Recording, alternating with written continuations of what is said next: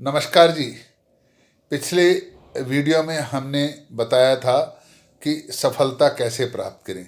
उसी क्रम में सफलता प्राप्त करने के लिए हमें कुछ और चीज़ों की आवश्यकता होती है। अपने कर्म की आवश्यकता होती है, कहीं ना कहीं भाग्य की आवश्यकता होती है और कहीं ना कहीं आध्यात्मिक शक्तियों की आवश्यकता होती है।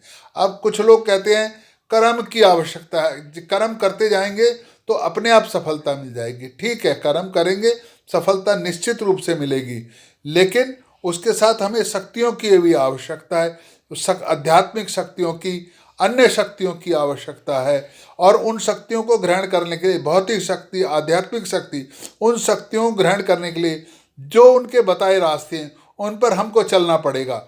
इसी तरह भाग्य की भी आवश्यकता है। भाग्य जो आध्यात्मिक शक्तियों से प्राप्त होता है। आध्यात्मिक शक्तियाँ हमारे लिए लक्ष्य प्राप्ति करने के लिए अत्यंत आवश्यक हैं, लेकिन अगर हम आध्यात्मिक नहीं होंगे, सिर्फ कर्मवादी बनेंगे, शक्तियों को प्राप्त कर लेंगे, हमारे अंदर संस्कार नहीं होंगे, हम संस्कारित नहीं होंगे, तो क्या होगा? बिना संस्कार के जब हम किसी लक्ष्य को प्राप्त कर लेंगे, शक्तियाँ प्राप्त कर लेंगे, तो हम अहंकारी बन जाएंगे। हमको लगेगा ये सब हमने अपने दम पर प्राप्त करा है। लेकिन क्या समझते हैं कि हमारे को ये सारी शक्तियाँ दिलवाने के लिए, ये सारी शक्तियाँ पाने के लिए समाज ने हमारे ऊपर कितना समय खर्च करा है। हमारे पिता ने, हमारी माता ने, हमारे गुरुओं ने, हमारे मित्रों ने, हमारे भाई ने, हमारी बहन ने हमारे को पालने में, हमारे को बनाने में, हमारे को ज्ञान देने में कितना समय, कितना पैसा खर्च करा है।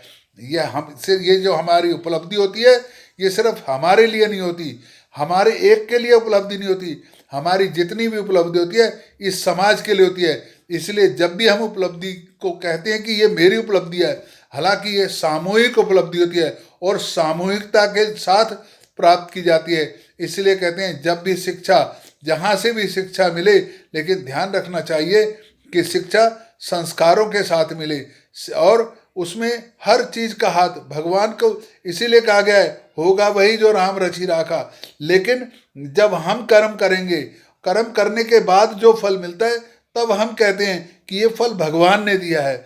उसका एक कारण है कि जब हम कर्म करके जो फल प्राप्त करेगा तो वो हमारा अहंकार खत्म हो जाएगा। जब हम ये कह देंगे कि ये भगवान ने दिया है, तो उसमें अहम का, अब कि मैंने, मेरे कारण से प्राप्त हुआ, ये भाव समाप्त हो जाएगा। जब ये भाव समाप्त हो जाएगा तो अहंकार समाप्त हो जाएगा, और जब अहंकार समाप्त हो जाएगा तो निरंतर सफलता, एक एक ही मंजिल को प्राप्त कर लिया ऐसा भाव खत्म हो जाएगा, और निरंतर मंजिल दर मंजिल हम बढ़ते चले जाएंगे। और एक एक करके जब स्टेप बाय स्टेप हम आगे बढ़ते चले जाएंगे तो फिर कोई टारगेट, एक ही टारगेट नहीं रह जाएगा, फिर अनेकों टारगेट हमारे सामने खुलते चले जाएंगे, हजारों दरवाजे खुल जाएंगे और हम दरवाजे दर दरवाजे आगे बढ़ते चले जाएंगे। और फिर हमारे पास कोई अहंकार नहीं होगा, कहीं ऐसा ये भाव ही नहीं होगा कि ये मैंने प्राप्त करा है। जैसे मैंने पहले कहा था, हमारी शक्तियाँ हमारे पास जो आई हैं वो हमारे द्वारा नहीं आई, उसमें हमारे पिता का, हमारी माता का, हमारे गुरुजनों का, कहीं ना कहीं हमारे भाई, छोटे भाई का, बड़े भाई का, हमारी बहन का, हमारे मित्रों का, हमारे पूरे समाज का योगदान है।